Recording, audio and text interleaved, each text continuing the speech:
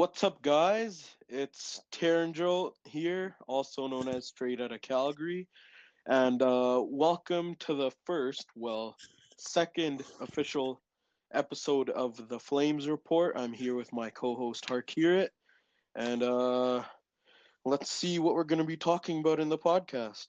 To start things off, we're going to talk about the new season and the divisions and how the NHL is going to end up scheduling games. And then we're going to talk about the Shillington signing that happened over the weekend and how it affects the team and what it means for Shillington going down the road. And we'll also talk about Juuso Välimäki and how he started his retribution tour from his injury last year to now. And after that, we'll give our not really our lineup predictions, but a little intro on what we think the lineup should be. We'll be grading the off season. We'll also be talking about the World Junior Championships and talk about the four Flames prospects that are there. So, the first segment of the podcast, as most of you guys already know, the NHL recently came out with the news on the new NHL season. They introduced the new divisions, which has the North Division with the Canadian teams, and then the West, the Central, and the East. The North Division consists of the Flames, of course, the Oilers, the Canadiens, the Senators, the Maple Leafs, the Canucks, and the Jets. And then the West Division consists of Anaheim, Arizona, Colorado, Los Angeles, Minnesota, San Jose, St. Louis, and Vegas. And then the Central Division consists of Carolina, Chicago, Columbus, Dallas, Detroit, Florida, Nashville, and Tampa Bay. And then the East Division consists of Boston, Buffalo, New Jersey, the Islanders, the Rangers, Philadelphia, Pittsburgh, and Washington. Harkira, what are your thoughts on the divisions and how the league brought back their return to play plan? Yeah, so the divisions, some of them are going to be very tight. Like the North Division, there's at least, everyone except Ottawa could be competing for the top. Yeah, other divisions are also pretty tight. So yeah, let's go into how they're actually planning on going through with the season. Yeah, the Flames are going to be versing the Oilers and the Canucks 10 times. As we already know, the Battle of Alberta is going to be heated, and we're all looking forward to it, especially now that it's 10 times instead of the usual 5. And the rest of the 4 Canadian teams, we're going to be versing them 9 times, which is still a lot. And out of those 56 games, it's going to be cool to watch. They're all going to be bunched together, which is why there's such thing as the taxi squad. But knowing how the NHL wanted to go with this, I think it's the right path. Knowing that they're still going to be on track for an October start for the 2021 and 2022 season. And then I think the NHL could have done something better, but at the same time, with the limited time that they had to get a start to the season, and how the uncertainty of the times that we're living in right now, it's surely the best plan that they could come up with. Yeah, it is hard to create a new plan in such short time. I did want to talk about. I do think there are some key matchups in the North for Calgary. Edmonton, obviously, that's going to be so much fun to watch. Those 10 games against the Oilers. But also Winnipeg, versing them again 9 times, still 3 times the amount of games we usually play them. Especially how heated it got towards the end of the play-in series. Yeah, exactly. That's going to be a good one. Vancouver. There's going to be a lot of key matchups for the Flames in this division. Yeah. So So yeah, training camp also for there's two different start dates for training camp. Mm. So December 31st is gonna be for the seven teams that did not make Yeah. playoffs last year. Mm. They'll be allowed to start on December 31st. But the other 24 teams that did make the playoffs, Mm. they'll be starting on January 3rd. Yep. So it's about a week, a little bit over a week training camp, which should Mm-hmm. be which it's it gives the players time to be able to catch up and get back into that Yeah. mentality. Well, Especially, you can yeah, go go ahead. ahead. Go ahead. Especially now that teams like Ottawa, Detroit, and how they didn't make the playoffs. Some of these guys haven't even seen each other or been on the ice with each other for like a good 6 months or like 7 months, and going back to the camaraderie of like the locker room and stuff, it would be a good thing for them.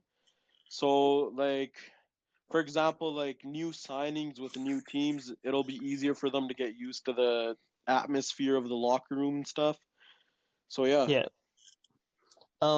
So yeah, the playoffs are going to be the top four teams for each division, Hmm. making it 16 teams. Yep. Um, but one other thing was the the BC government uh they haven't agreed to Yeah. allowing Vancouver to play in their arena. For Mhm. what we're hearing, Ontario and Alberta, like all those teams, like everyone in those areas, Mhm. will be allowed. But Yep. BC is one area that hasn't confirmed if they're going to Mhm. be allowing Vancouver Yeah. to play. So Yeah. they may have to move. BC is the tricky thing. They don't want, like, the only issue they have with the whole return to play in Vancouver is they're allowing Vancouver to start their training camp in Vancouver, but going forward, they're like they don't want any players or like teams coming into Vancouver, which I don't really know what happened. I don't really know how that makes sense because all of the teams are Canadian, and no one in or outside of outside of Canada is going to be coming into the teams.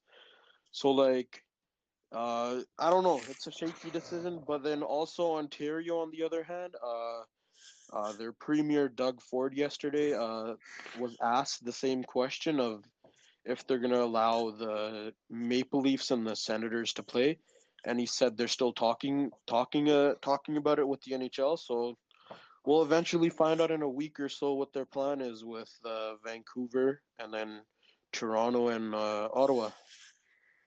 Yeah, we're gonna have to see how that develops.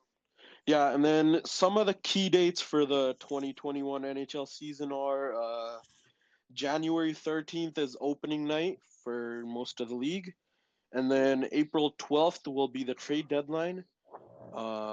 May 8th will be the end of the regular season, and July 9th is the last possible day of the Stanley Cup Finals. And then the Seattle Kraken, they finally get to see their team on July 21st. And then the NHL draft will be on July 23rd and 24th. And then free agent frenzy will be on July 28th. So with all of this, they're going to be on track to start the season again in October 2021 for the 21-22 season, which is the right path in my opinion. Yep. And then I think I think in terms of how this is going to be structured in terms of play, I think fatigue is going to play a massive factor. It's going to be a massive it's going to be a massive feature in terms of how teams play and how players are performing. Because knowing how 56 games in about what's it like January, February, March, April, May, like 4 months. Uh, I think it's I think it's gonna take a toll on like the physical and the mental side of the game, but at the same time, at least it's not as bad as the bubble, cause like there you're just isolated by yourself, or like you're literally just seeing the same people. So I think that in terms of like the path that the league took, I think it's a good one, but I don't the bunching up of games for like players and teams. It's gonna be hard to get it to adjust to. Yeah, it's about that mentality, like you're talking about from the bubble. I think that's why one of the reasons because they created the taxi squad was because they'll be able to give some players some rest Hmm. um Yep, for some exactly. times because it is a very accelerated season. Yep. Um, yeah, for the taxi squad, you have to have a third goalie. Yeah. So at all times you'll be carrying three goalies, and then Yep. it's 4 to 6 players depending on Hmm. the team. They're Yeah. allowed to carry, which will help with the workload off some of these Yep. players. True.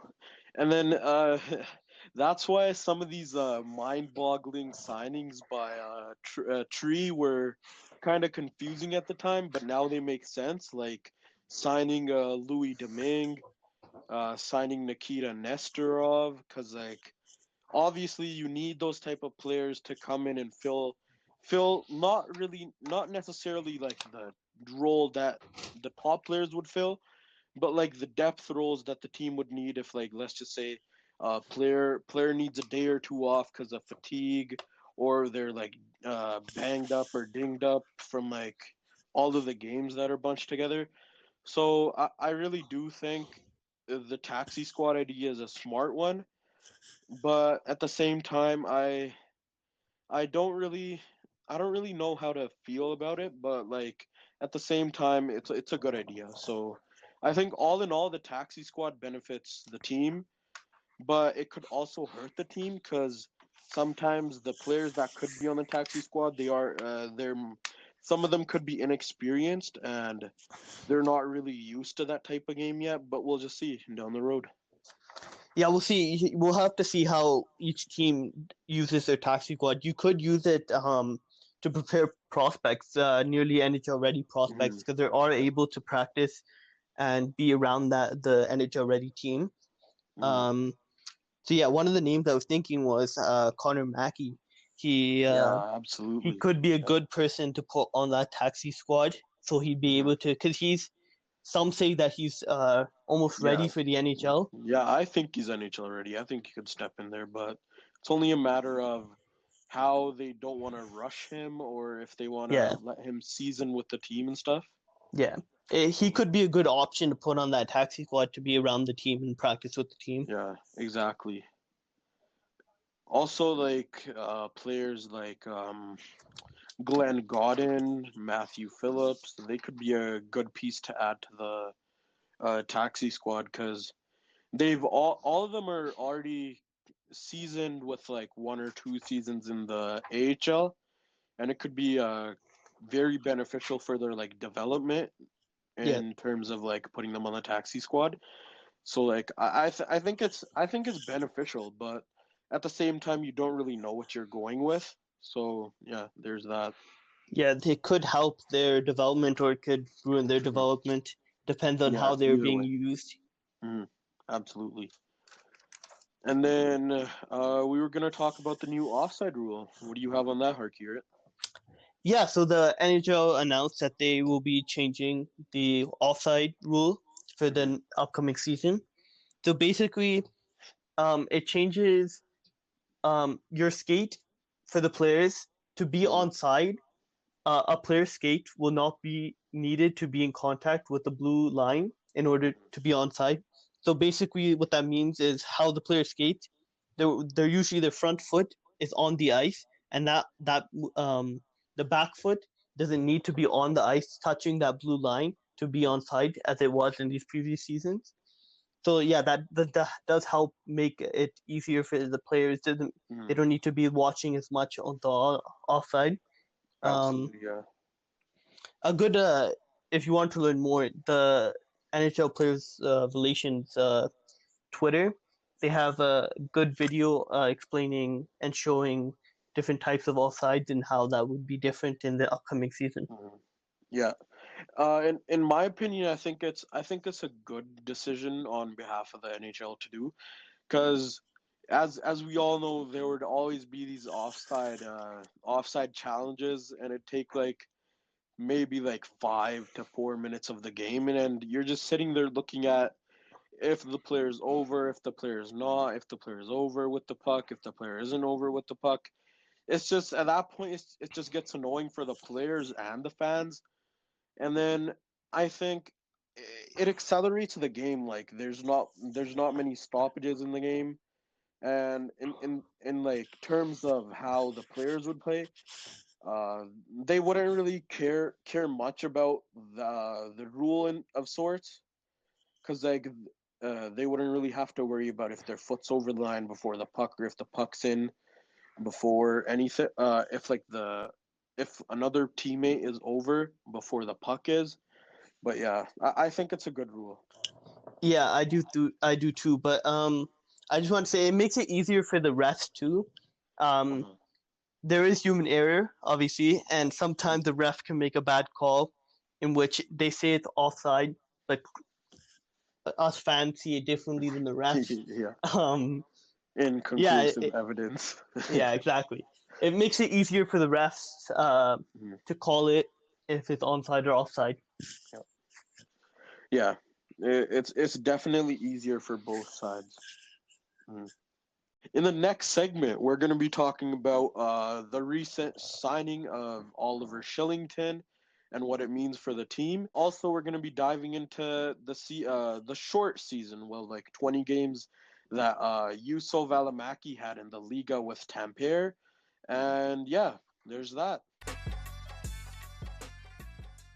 On Saturday, the Flames announced that they signed Oliver Shillington to a 1 year deal worth $787,500. I think that's in US. It was a 1 year deal, and it's two-way, so he could be sent down. But it obviously have waivers, which I don't really think the Flames would need at this point because of the taxi squad.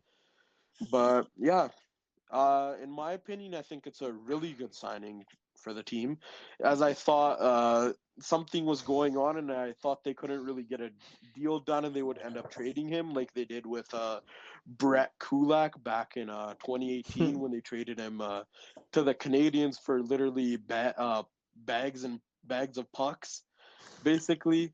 And I do think it's kind of a show me deal. I think, in my opinion, I think it's a show me deal from the Flames to Shillington to like show for him, if he wants to show that he's capable of being on the NHL roster and being that piece on like the back end that can help the team.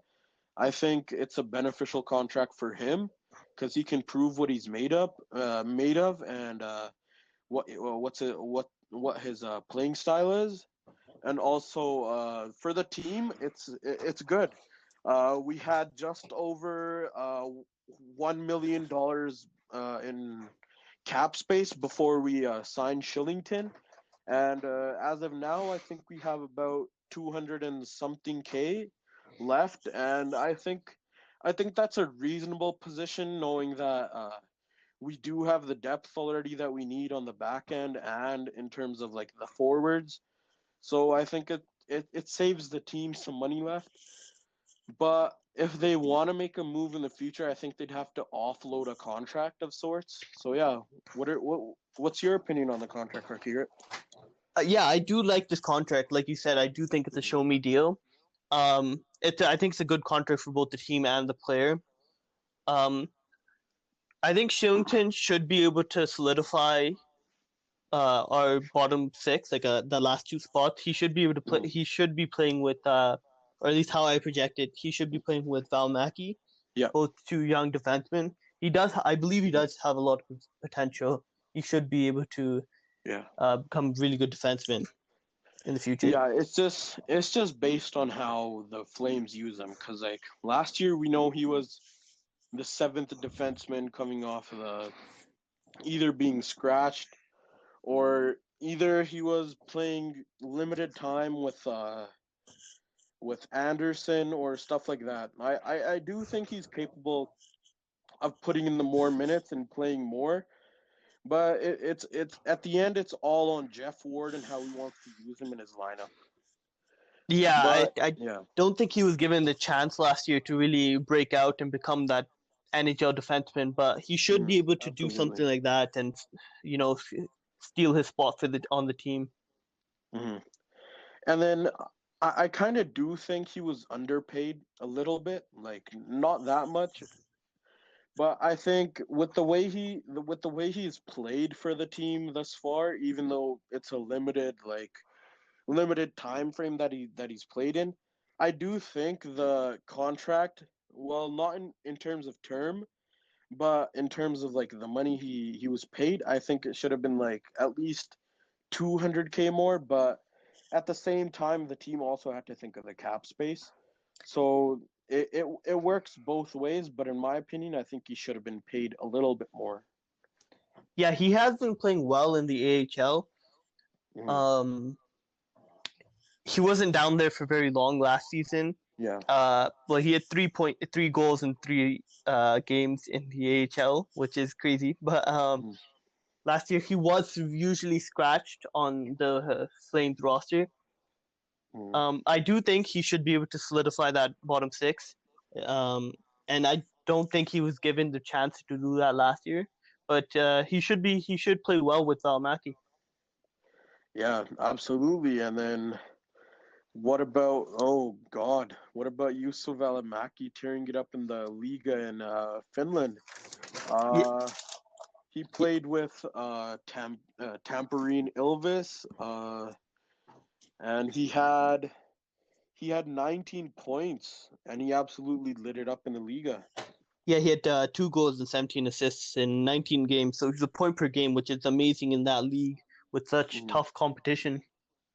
Absolutely, and even after the ACL tear, before the 1920 season started, uh, even in his interview with Brendan Parker after he came back to Calgary, you could even see it.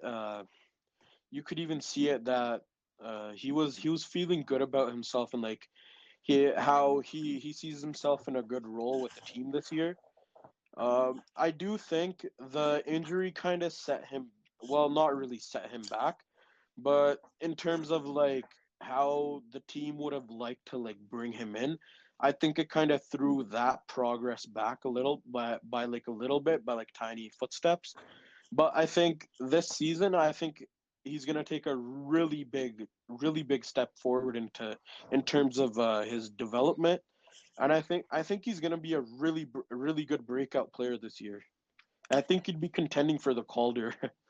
Yeah, no one has him as a Calder Trophy. He's no Yeah. one on Instagram. You don't see him on anyone's Calder Trophy predictions. But Mm, depending on how he plays, he could be a contender. Um, I did want mm, to say he's only 22. He's a young defenseman, so he should be in the future be able to take a top 4 spot in our defense mm. pairings. Absolutely. Yeah, Yeah, I see him being on the first line after Geo retires. I see him being that first line player with Anderson. that would be a And sick yeah, pairing. I think it'd be a really good pairing. Something to look forward to. Yeah, and I did want to also say the other day Kachuk was on live stream with Ryan Leslie on Instagram, and he Mhm. had a lot of good things to say about Yusuf Al-Maki. He was saying he's excited and he really wants to play, and yeah, he should fit in well. Mhm. Yeah, even when the return to play back in July, and he was skating with the team then, and he looked, he really had that pep in his step. Like he looked really good. And then obviously we eventually down the road when the NHL season ended, and a bunch of teams sent loaned their prospects to teams in Europe, in Sweden, Finland, Switzerland, and stuff like that, Yeah, Russia too. and yeah, Russia as well. And I think that really helped him in terms of like developing, and he showed the sparks that he could create on the team. Like he had that one goal where he like absolutely undressed a defenseman on the opposing team, and then scored scored on the other end, and then it was a really good goal. Yep. Yeah, I think he's gonna be a really good player, and I'm looking forward to seeing him play. Yeah, he's gonna be so much fun to watch. Mm. So yeah, there's the second segment of the Flames Report podcast, and in the next segment, we're gonna give our short little lineup prediction, and then we'll be diving into grading the offseason. And now we're going to be giving our lineup predictions and grading the offseason from the Flames. As we all know, the Flames added and they also lost a few pieces. Big names like TJ Brody left, Cam Talbot, Travis Hamonic, Mark Jankowski, Eric Gustafson, Derek Forbert, Austin Zarnik, and Toby Reeder. I think some of these names are gonna have a little bit of an impact on how the Flames play. Primarily TJ Brody and who fills that spot. In terms of the additions, we obviously have the big name signing in Jacob Markstrom, Chris Tanev, Louis Domingue, Joakim Nordstrom, Dominic Simone, Nikita Nestorov, and Josh Levo. I think the signing after Markstrom, they just kind of solidify our depth.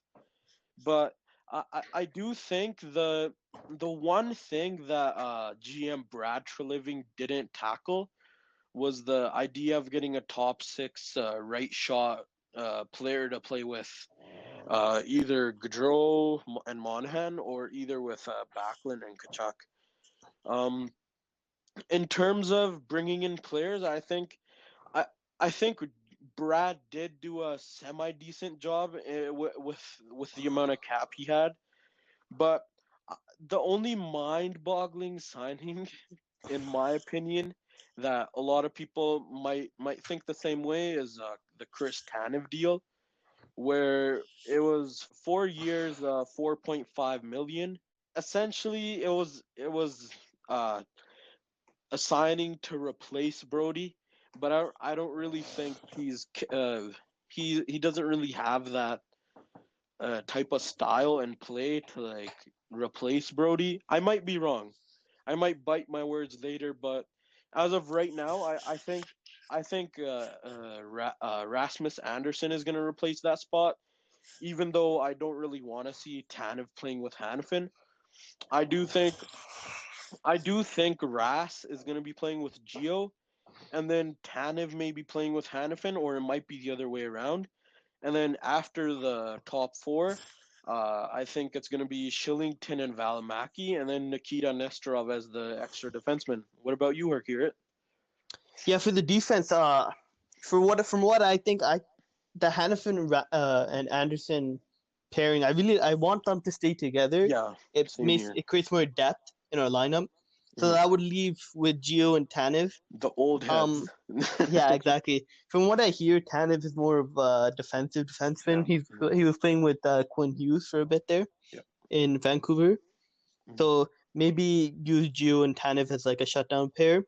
Then Mhm. obviously Hanfin and Anderson, leaving Valimaki with Shillington, the two young guys. That should be the best way I would think to Yeah, create our defense. to divide the depth. But yeah, honestly, the Hannafin and Anderson pairing should stay together. Like we even saw it in like the bubble and how good they were together. And same with the regular season and how for like the limited like 2 or 3 games I think they were paired together, they did really well. And I think they just complement each other, but also in the same sense that Rasmus kind of hides Hannafin's mistakes on the D side because he's so well at doing all the things on the blue on the other side of the ozone. And yeah. Yeah, I do like that.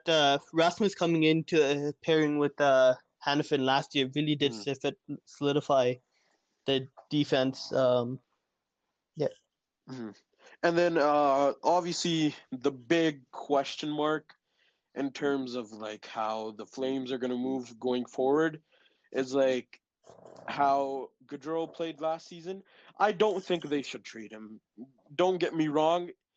He's he's he's a really good player. I don't get the I don't get how people in the fan base can already write him off after coming off a 99-point season. I mean, he was still on pace to get more than a point per game with the amount of games that were left in the season before obviously Corona came and ruined all of the plans. But I don't think trading Gaudreau is one of the best things to do. But let's just say he doesn't play well this season and it's the same old, then at that point I'd consider a trade, but it's still foolish to think of a trade at this point because you honestly don't know how good he would do with the team, with a different team, because like I don't know. And then also the idea of Kachuk going on the first line, it's a very astounding. I think it's a very good idea. Back in 2018-19, former coach Bill Peters tried it out in a preseason, and it looked really nice, but it just didn't happen. What are your thoughts? Yeah, like you were saying about trading Gaudreau, he's an amazing player on a very, very team-friendly deal for what he Mhm. brings to a team. Absolutely. I just think he needs those pieces with him. Yeah. Like you said, Kachuk Mhm. would be a good one. I'd love to see that tried in like for a lengthy amount of time Mhm. because Kachuk's so good at that physical game and he's still so smart with the puck and all that. And Mhm. Johnny Gaudreau, Yes. he's amazing with transition game.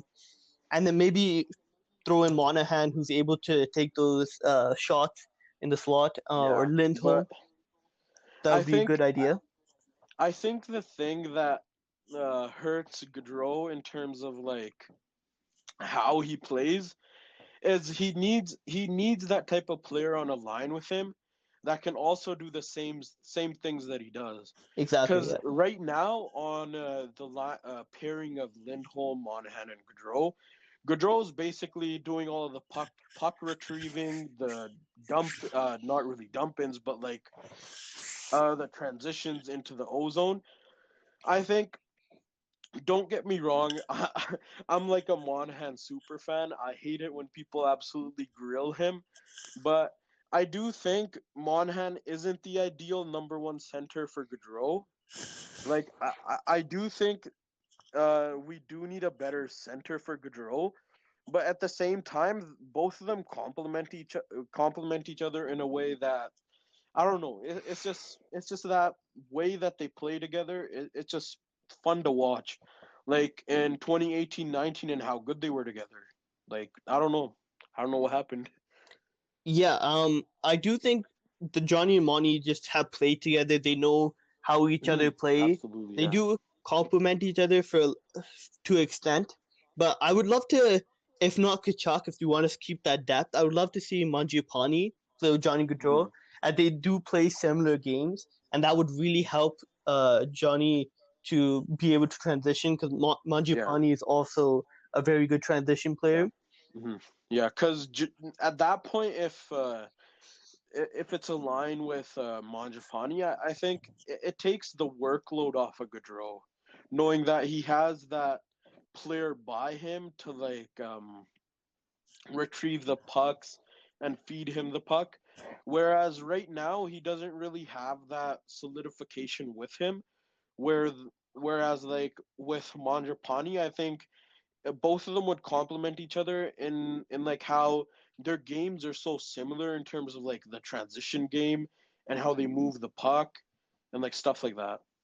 Yeah, I do agree. I did want to say it creates another threat on the ice basically, because hmm most teams know that if it if you're gonna transition from the defensive zone to the offensive zone, it's gonna be Johnny Gaudreau most of the time carrying in the puck. If Absolutely, yeah. unless they're trying in their dump and chase, which as we've seen only works like Which we don't love. it barely works. Yeah, It sucks. I don't really know why the dump and chase is like the bread and butter of Jeff Ward, but Uh, the dump and chase, it doesn't really work for the style that Gaudreau plays.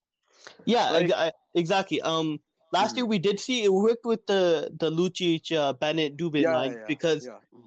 all Because three of they them are have gritty that. players. They're able to Yeah. get in there and retrieve the puck from the corners. Mhm. Yeah, whereas whenever it's Gaudreau coming into the opposition zone, he just doesn't have that piece with him to go into the zone with him.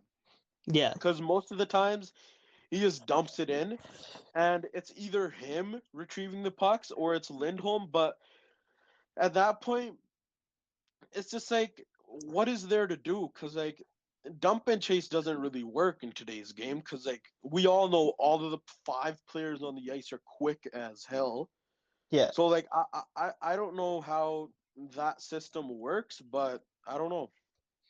Another person I'd like to see with Johnny, one like another defenseman, Val Mackey would be, as we saw in Finland. He was really good carrying the puck in, and he is a good Yeah, skater with a really good puck movement. He'll be one who we'd like to keep an eye out. Maybe give him absolutely. For time with that. breakout, yeah. Mm, Give him some time with that top pairing with Johnny, and yeah. yeah, Same here. I do think next season, Manjapani is going to be a breakout player. I think even though through the short time frame that we got to see him, he like even in the bubble, he showed that side of his game that people didn't see until the bubble. But I do think he's going to break out next season and become into that player that we all hope he could become. Because like I do think that pairing with Backlund, Manjapani, and Kachuk, it's a really good pairing. But at the same time, I'd like to see Kachuk get an elevated role. yeah, But also Manjapani and Kachuk would complement each other a lot as well. And in terms of that, like when that one play where I think it was in the series against Winnipeg, where uh, Neil Pionk lost the puck behind the net, and then Manjapani stole it from him, and then he passed it straight to Backlund, and Backlund got that easy goal. I yeah. think that was one of my favorite plays that the bread man made in the bubble. I think he's going to be really good next season. Yeah, and I just want to talk about his contract that he signed, a 2-year, $2.4 million contract, which is crazy for a guy of his talent. I understand he's still young, but that contract is basically a fleece from Manjapani. Yeah, absolutely. But at the same time, people around the league are like, "Oh, it's overpayment. Who's gonna pay Manjapani that much if he was on my team?" But They like, just they don't they, don't they know how he plays. They haven't seen him yeah, play they haven't every seen day. a single game. We see him every day, and the thing is, it's just the way he plays. Like, I think under Billy Peters, he didn't really have that role. But once Jeff Ward came in and he got elevated to the second line instead of Michael Frolik being on that right side, I think it really showed how good of a player he is. Yeah, just that line is an amazing combination. They're Mhm. able to get through the neutral zone pretty quick, Yeah, and it's a really good shutdown line for the team. yeah, Yeah, and then now with the bottom six, I think you'd want to keep the Bennett, Lucic, and Dubé line together, but at the same time, with the addition of Levo, I think I'd try Levo out on the third line with I think it'd be Dubé on the right side, Bennett at center, and then Levo on the left wing, or you could do Dubé on the left or Levo on the right. I think it'd be really good. But at the same time, the Lucic, Dubé, and Bennett line was one of the best line for the Flames in the playoffs. So, I don't, in a way, I think breaking it up would be good for the team. But at the same time, I don't really know. What are your thoughts? I it's hard. I would love to have Lucic on the fourth line just because how he plays, Yeah, yeah, and absolutely. Levo is an interesting one. Depending on how he plays, he might be able to break out to even a higher potential than he was before. He Mhm. could be one, that could move up in his from the third line to maybe a second line role if someone was like injured or something. Yeah, I think he could do that. He would be one. Him and Dubé both could be I think potential. they'd complement each other a lot.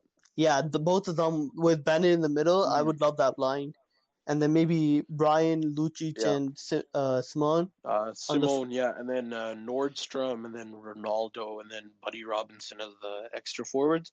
yeah, the taxi squad. Yeah, yeah, and then I think Levo is a great ad for the team. He was injured with the Canucks last season, and we saw how good of a player he could be because he had 19 points in 36 games, 7 goals and 12 assists, and he was a really good player. I think I think with the limited amount of games he had, we couldn't really see what he could do. But I think it's a very underrated signing for the team, and for the and like the contract's an absolute steal. So I think if Levo goes off, I think the team might offer him like a multi-year contract, like 3 to 2 years. Yeah, he could grab a big contract from the team in the next year. Mhm.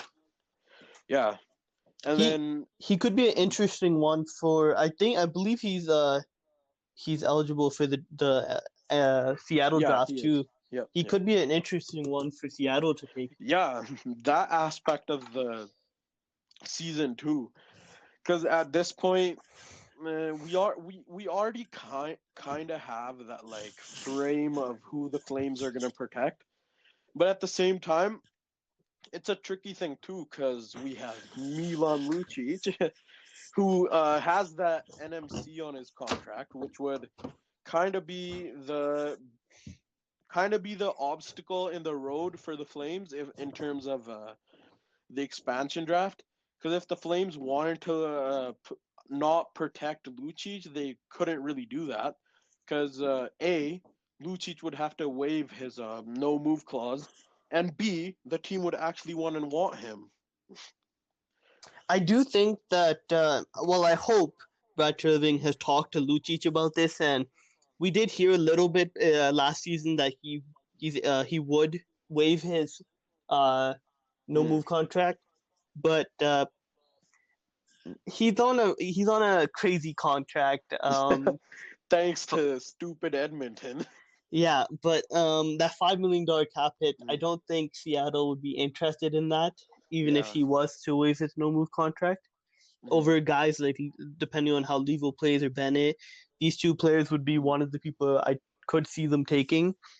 But an Mm. interesting one, Ritter would be unprotected too. So Yeah. depending Same. on how Oof. many goalies are out Yep. there, some good goalies, Ritter could be a good starter or backup for Seattle. Yeah. It's gonna be interesting to see how the team gets made, because like we already saw how good Vegas was in their first season and how they made it to the Cup final with like all of these good players. So like, yeah, I don't think Seattle will be able to do what Vegas did. Vegas just fleeced literally every team. Um, yeah. You but never know though. You never know. yeah, it depends on how Seattle does have a really strong analytics department, so they might Yeah, be able absolutely. Yeah. to Mhm. pick up some younger guys who are still to break out. Mhm. Yeah. So now, what do we want to grade the Flames off season on a scale of 1 to 10? Well, we talk about the defense of this team. I Mm. don't think Tanev is a replace. I think it's a downgrade from Brody. They Yeah, have absolutely. similar Same here. contracts. I believe you Yeah, could have been just able to cap. 500K more. Like what? How could you not pay him that much? You should have been able to cap Brody. I know Yeah, I believe he did say Trevling did say that after he was focused on getting Markstrom first because it was such a competitive market for but at Markstrom. the but at the same time, I do believe Brody should have been the first priority. But at the same time, it makes sense as to why Markstrom was kind of the first priority because of the interest he had around the league. Yeah, he did have a lot of interest. I think Trevling wanted to secure that his goaltending as you know like it's never really been secure in this franchise's history other than Yeah. Kiprusoff, basically.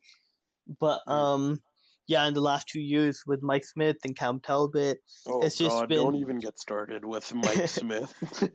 yeah, it's just it's a move to solidify our goaltending that starter spot. I do think Mm. that's going to be a really good tandem against these Yeah, North good Division 1-2 teams. punch.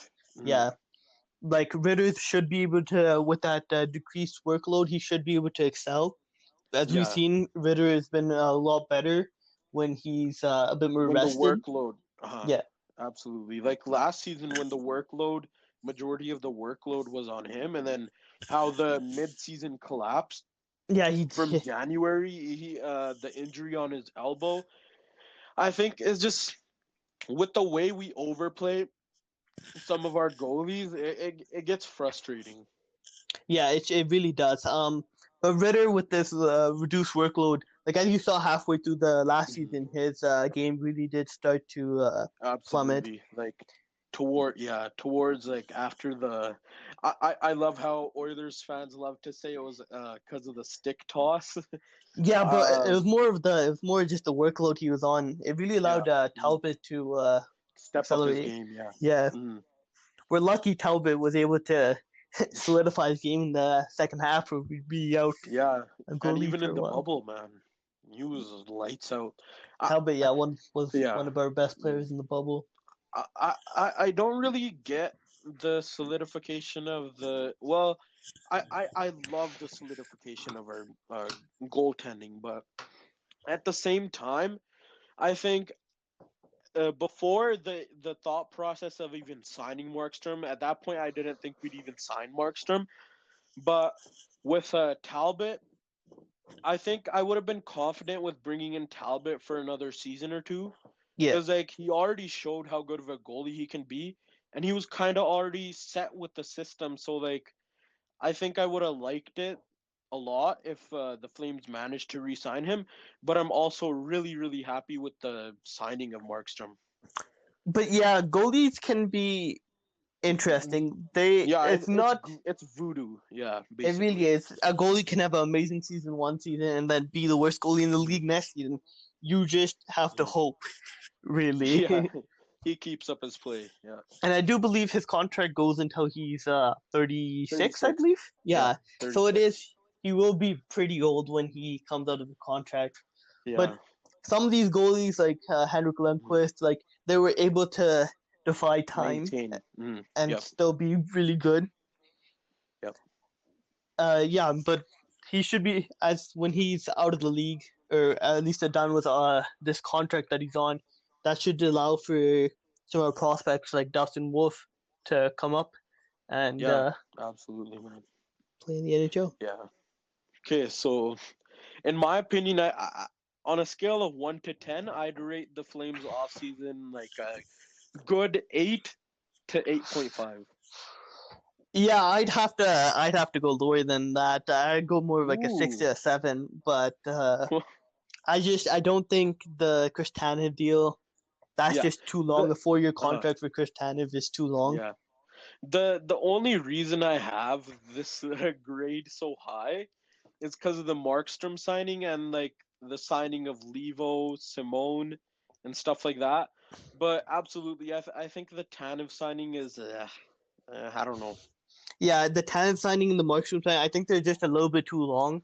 I understand for Yeah, the Markstrom absolutely. signing, he could still be that good for that many years, but Mm, and I understand his market was really competitive. yep. So you did have to lock him up for a longer term for a higher price. But the Tanev deal, that 4 years, I at most I would have done a 2 year deal, but I don't know if that would have gone through. Yeah. So yeah. So I give it a 8 to 8.5. Yeah. So for the next segment, we're gonna be giving a World Junior Championships preview. They're happening just up the road in Edmonton, and the Flames have 4 prospects up there. We're just about 2 days away from the official start of the World Junior Championships. 3 from when Team Canada starts playing, and For the first time in a while, the Flames have four prospects at the World Junior Championships. And Harkir, I'll tell you which of these prospects are at the bubble in Edmonton.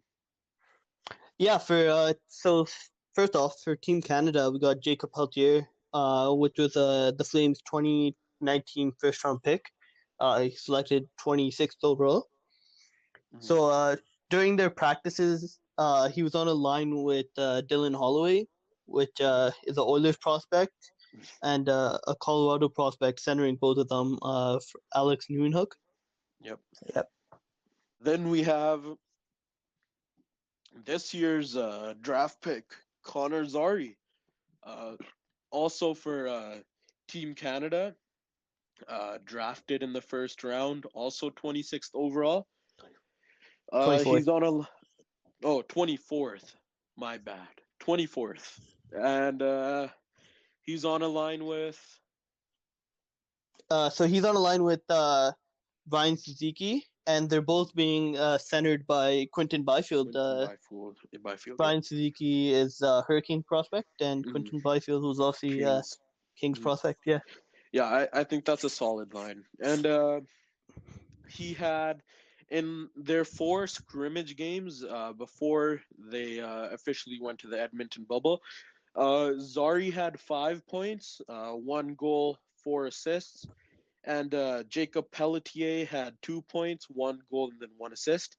The scoring leaders at the end of the four inter-squad games, Connor Zary was tied for third place with Dylan Cousins and Graham Clark, and I think they both did a very good job at both all four of the inter squad games. I watched two of them, and both of them looked really good. I'm excited to see what both of these guys can do with Team Canada. Um, it's being reported that the Pelletier, Holloway, and Newhook line is going to be Team Canada's shutdown line in a way. So I think that line's going to be huge for the team. Yeah. And then uh, Team Canada coach Andre Tierney, Tierney, I don't know how you pronounce it, my bad. He had some great words for Jacob Pelletier and after one of the practices. He said he's the kind of player who makes others better. He had a good day yesterday, which was the practice before, and then and he said again tonight he was really reliable. He says he brings a lot of energy. He has a good presence on the bench, and he does a lot of good things. So pretty high praise from the Team Canada coach. And then the Flames also have two other prospects at the World Juniors. Dustin Wolf for Team USA, drafted in the 7th round in 2019, 214th overall. A steal, one of the biggest steals of the 2019 draft, as the only reason he was ever dropped that low was because of his height. And this year there wasn't really a WHL season, and on record, I don't think Team USA had any inter squad games.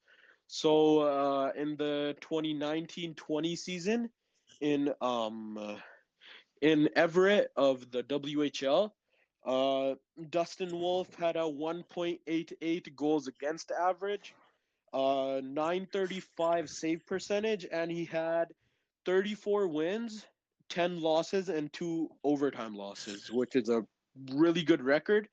And he won goalie of the year in the WHL. So yeah, he's a really good prospect to look forward to, and I think he's the next heir to the Flames goalie crease. Yeah, it depends on how the Flames end up developing him. As we Yeah, know, which there have been some busts. the track record for the Flames developing goalies is really bad so far. Yeah, but he is competing with two other goalies at the USA camp. He's Spencer against Knight. Spencer Knight and Logan Steen. Yeah. Both very good goalies. But he could fight for a starter spot depending on how the other two play. I think I think last year, even at the World Juniors last year, Spencer Knight was the starter and Wolfie was the backup. I think this year it could go either way. I think Wolfie could be the starter, or he could be backing up Spencer Knight, or it could be or it could be the other way around. Yeah. And then our fourth prospect at the World Juniors is for Team Russia, Yan Kuznetsov. He was drafted in the 2020 draft, second round, 50th overall. Hmm. Defenseman. Yeah, and when he got picked, people were like, "What is this pick?" Because there were a lot of other names in that were left before the Flames picked Jan. But in my opinion, I think it was a good pick, knowing that the team kind of did need to solidify the D in some sorts, because the D prospect pool for the Flames was very dwindling at the time of which we drafted Jan, and he only played 2 games with the Yukon Huskies, University of Connecticut. He only had he only played 2 games so far before heading to the Russia training camp before their departure to Edmonton, and then he had 1 assist in 2 games, and then in the 1920 season leading up to his draft, in 34 games he had 2 goals and 9 assists for 11 points, and not too shabby. I think he's going to be a really good prospect. Curious to see how he does in the World Juniors, as I don't really know much about him yet, but I'm looking forward to seeing what I can find out of how good of a player he is and what type of style he plays. So yeah, there's that. Yeah, he was a bit of an off the board pick by the Yeah, Flames, absolutely. Yep. but we did need to increase the number of defenseman prospects we do have, and he should be fun to watch at the World Juniors. Hmm. I mean, I do think the D pool, like it's stronger now than it was back in October or like July, but we do have some really nice names in that pool, like Johannes Kinval. He's coming. I think he's coming into the he's coming into North America. I think either next season or the season after, because of his contract with HV71 in the SHL. And then there's CJ Lurby. He's coming to the North America this season, and he's a really good prospect to look forward to on the D zone. And yeah, I think this in this year's draft, the team did a really good job of solidifying some of the positions that we needed to solidify in the prospect pool.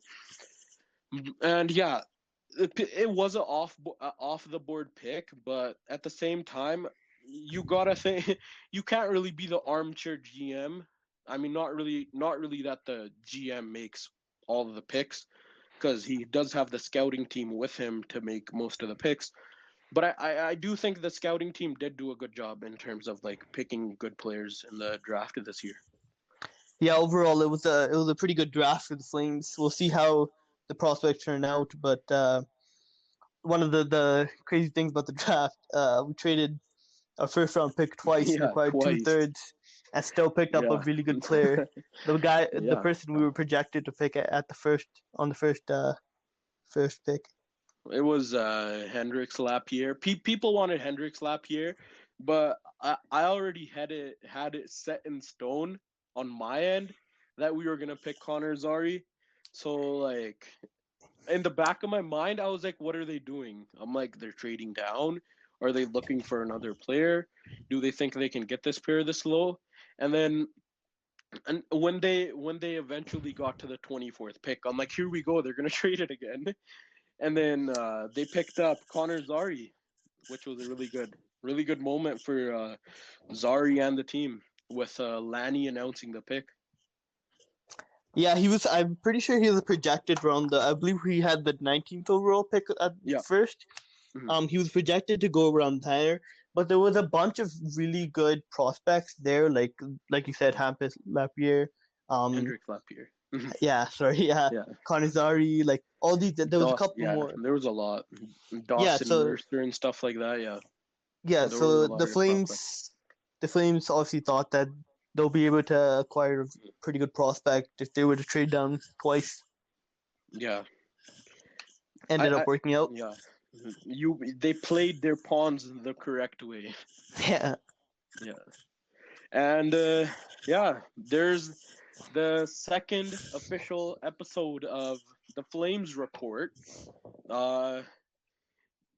Following the first episode, which was really short, I think we're looking forward to what this whole podcast scene has in store for us. And yeah, look forward to episode 3 coming eventually in like the next week or so, or maybe even down the road, depending on when we end up recording it. But yeah, there's episode 2 of the Flames Report.